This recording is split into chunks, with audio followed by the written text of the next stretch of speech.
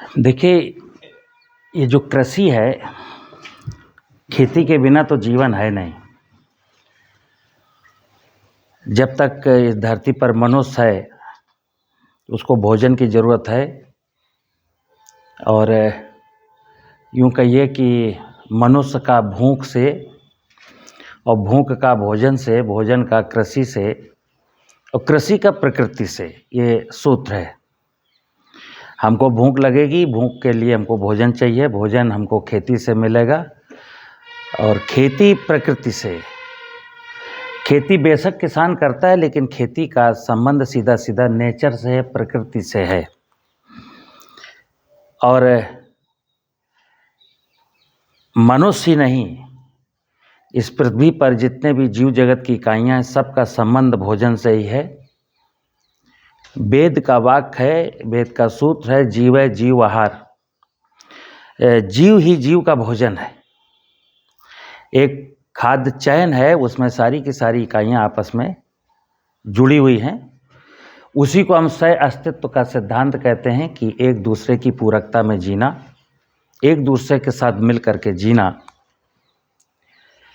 तो आज मित्र बात कर रहा हूँ कृषि की, चूँकि कृषि में संकट तो बहुत हैं। वर्तमान समय में कृषि में किसान के साथ गांव में सारे लोग नाना प्रकार की कठिनाइयों से, संकटों से जूझ रहे हैं। खेती में किसान को फसलों की उत्पादन लागत बहुत अधिक बढ़ गई,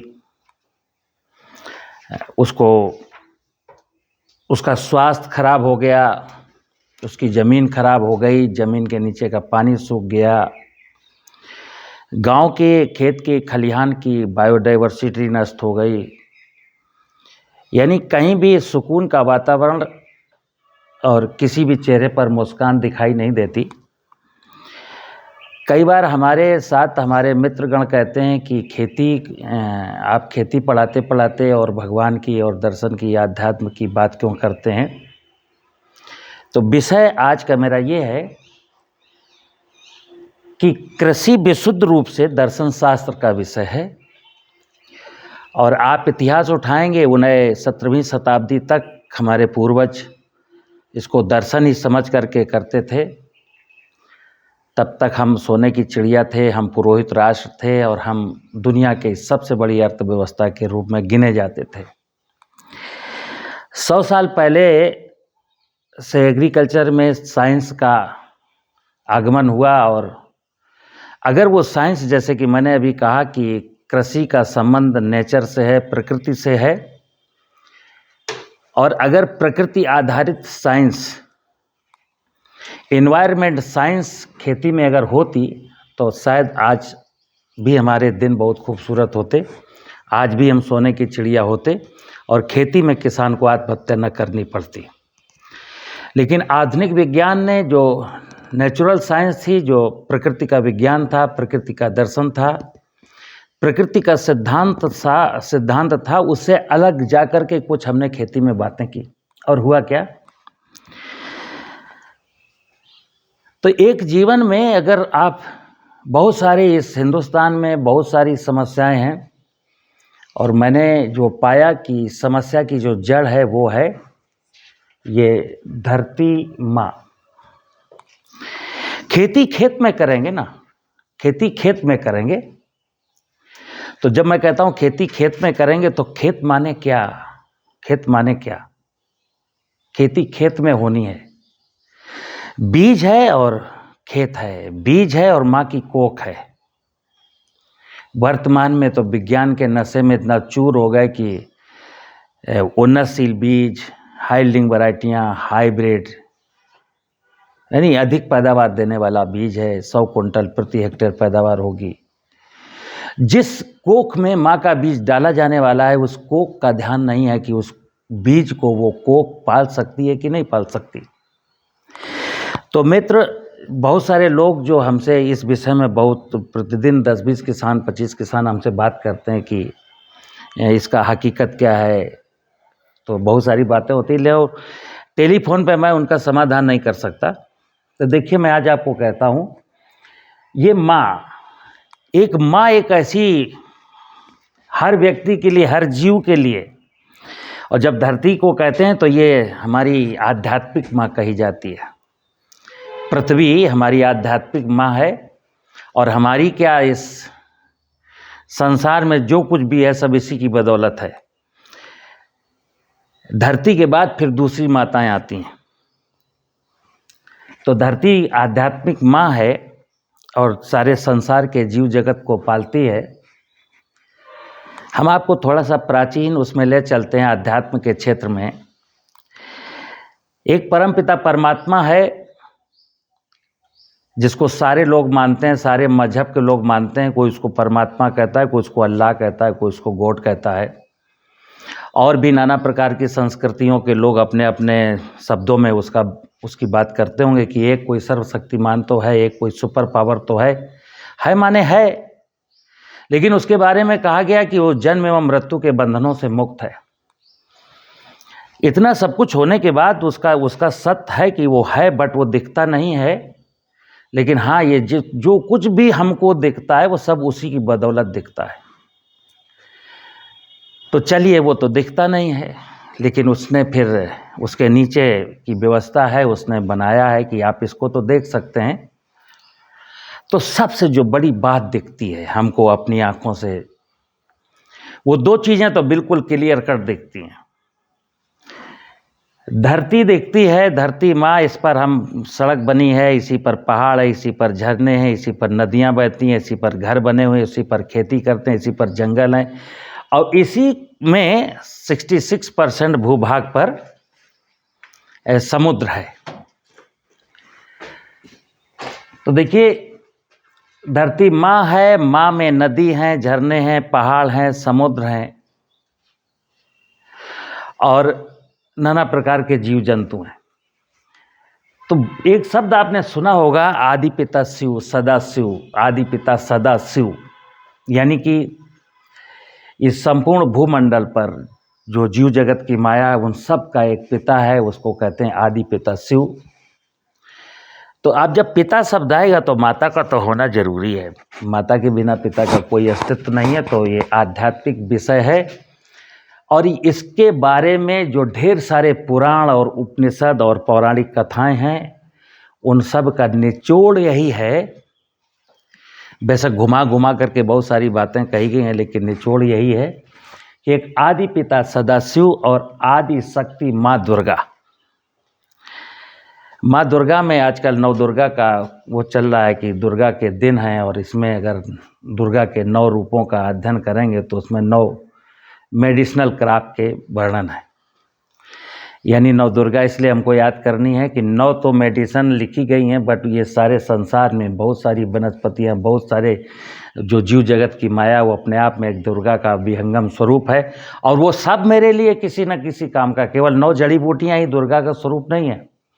84 लाख योनियों की हर रचना माँ दुर्गा ही है, और इनको आपस में सह अस्तित्व के साथ मुझको ज़िंदगी बितानी। तो बात खेती की है, और खेती में समस्याओं की है कि आधुनिक इस कलयुग में लोग कहते हैं कि रासायनिक, अभी 70 साल 75 साल पुराना रासायनिक कृषि का इतिहास है, मैकेनाइजेशन का इतिहास मात्र अभी 70 साल का हुआ, और त्राहिमाम त्राहिमाम मच उठी। कोई सुखी नहीं है, कोई स्वस्थ नहीं है। तो आज हमारी नीतियाँ ये कहती हैं कि चलें प्राकृतिक कृषि की ओर। तो प्राकृतिक कृषि का रूप विषय है ये। प्राकृतिक कृषि के बारे में जाने कितनी ढेर सारी बातें हैं कि कैसे की जाए, कब की जाए, किस फसल में कौन सी पद्धति। कोई पद्धति नहीं, ऐसी कोई बात है ही नहीं। बात सिर्फ इतनी है कि जैसे मैंने बताया कि आदि पिता शिव और आदि शक्ति दुर्गा ही मेरे जीवन का आधार है, तो मैंने यहाँ माँ लिखा है। और माँ की बात अब विज्ञान पर जब चलेंगे हम, तो धरती माता में एक विषय है ह्यूमस का। ह्यूमस, खेती की बात करें, अपनी खुशियों की बात करें, जीवन से बहुत सारे बीमारी की बात हो, हमारे चेहरे पर मुस्कान या दुख की बात हो, सबका आधार बिंदु ह्यूमस है। धरती के अंदर का ह्यूमस। जैसे मेरे शरीर के अंदर एक प्राण चेतना बसती है, अगर वो प्राण चेतना इस शरीर से निकाल ली जाए तो फिर हमको लोग बहुत जल्दी डिस्पोज आप करने की कोशिश करते हैं। तो धरती में एक प्राण चेतना का जो संचार है वो ह्यूमस नाम है उसका, उसकी धरती की आत्मा है। जाने अनजाने मैं नहीं कहता हूँ जानबूझ करके, जाने अनजाने हमारी जमीन में जो कृषि योग्य भूमियाँ हैं उनका ह्यूमस खत्म हो गया। अब जमीन में ह्यूमस नाम की कोई वस्तु बची नहीं है। देखिए आपको बताता हूँ, देश में 1% जो भूमियाँ हैं, 1% इनमें जीवांश कार्बन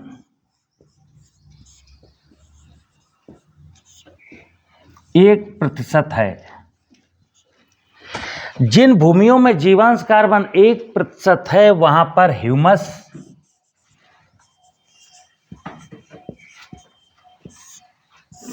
इन जमीनों में ह्यूमस है, और 5% भूमियां ऐसी हैं जिनमें जीवांश कार्बन 0.8 से कम है और 0.5 से अधिक है। इनमें भी थोड़ा सा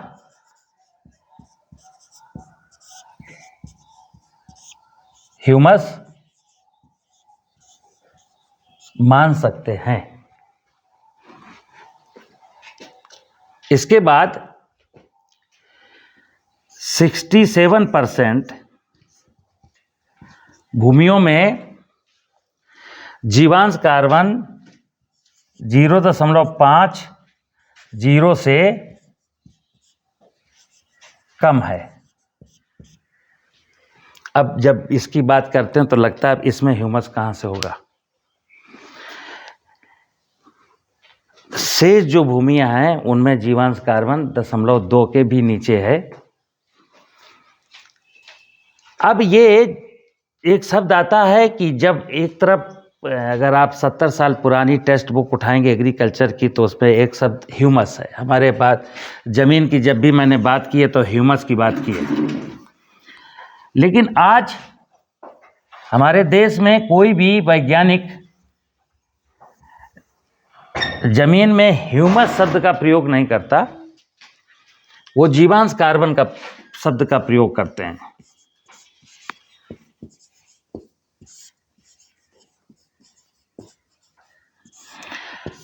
किसान भाइयों से निवेदन है कि अब इस विषय को जरा गौर से सुने। ये धरती माँ को मैंने कहा,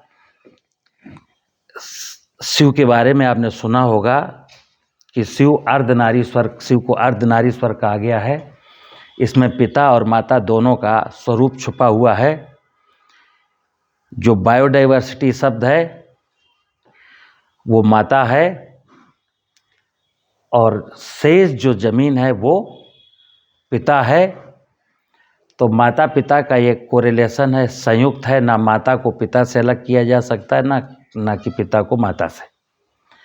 तो माँ, धरती माँ, खेती करनी है तो धरती माँ। हम दुनिया भर की परिक्रमा करते हैं, दुनिया भर की परिक्रमा करेंगे, लेकिन माँ कहते भी हैं धरती माता, उसका पाँव भी छूते हैं, प्रतीक पाँव छूते हैं, लेकिन जो माँ है ना उसको माँ मानते नहीं। बस खेती में दुख इस बात का है कि अगर हमने माँ को माँ माना होता तो शायद आज हमको इतनी सारी प्रॉब्लम फेस ना करनी पड़ती। और जब माँ शब्द आएगा तो मैं खेती के पॉइंट ऑफ व्यू से कहूँगा ये ह्यूमस एक इसकी जान है, प्राण चेतना है जमीन की ह्यूमस। अगर ह्यूमस जमीन में अच्छा है तो देखिए आपको क्या क्या प्रॉब्लम नहीं फेस करनी पड़ेंगी। और इसके मैं एक उदाहरण बताऊंगा। जंगल में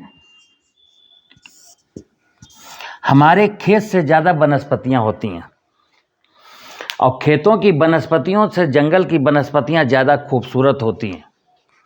लेकिन उन वनस्पतियों को ना तो कोई पानी देता है, ना कोई उर्वरक देता है, ना उन वनस्पतियों में किसी प्रकार की बीमारी लगती है, ना उन वनस्पतियों में किसी प्रकार का कीट लगता है, और ना उन वनस्पतियों की उपज खा करके कोई बीमार होता है। आप जंगल में जा कर के इस दृश्य को बड़ी बारीकी से अध्ययन कर सकते हैं। तो जंगल में अगर वनस्पतियों को पानी नहीं देना पड़ता, उर्वरक नहीं देना पड़ता, वहाँ कोई फसल सुरक्षा रसायन नहीं देना पड़ता, तो व्यवस्था है क्या?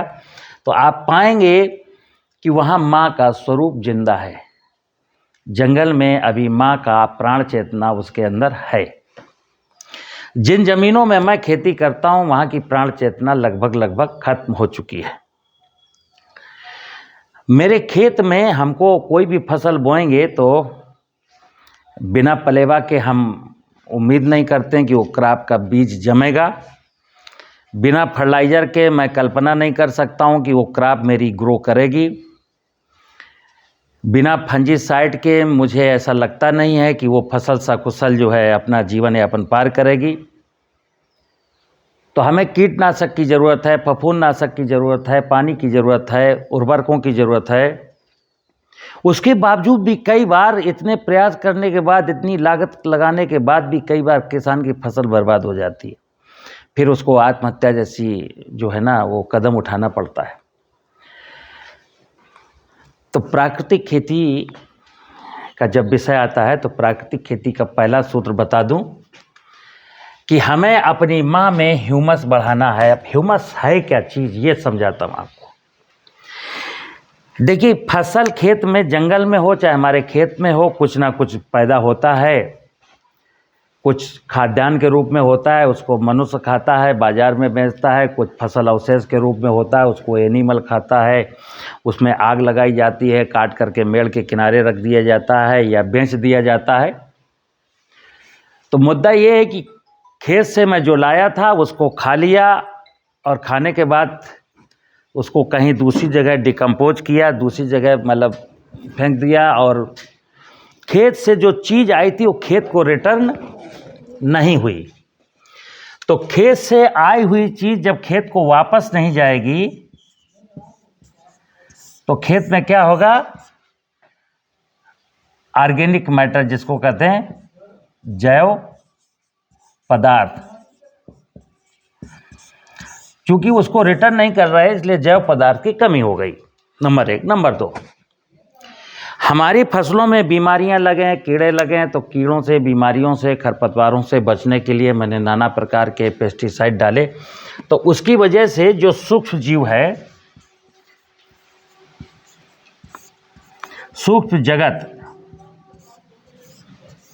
हम आपको सूक्ष्म जगत की थोड़ी सी बात बताएंगे कि आप लोग पढ़े हैं वेदों में कि 84 लाख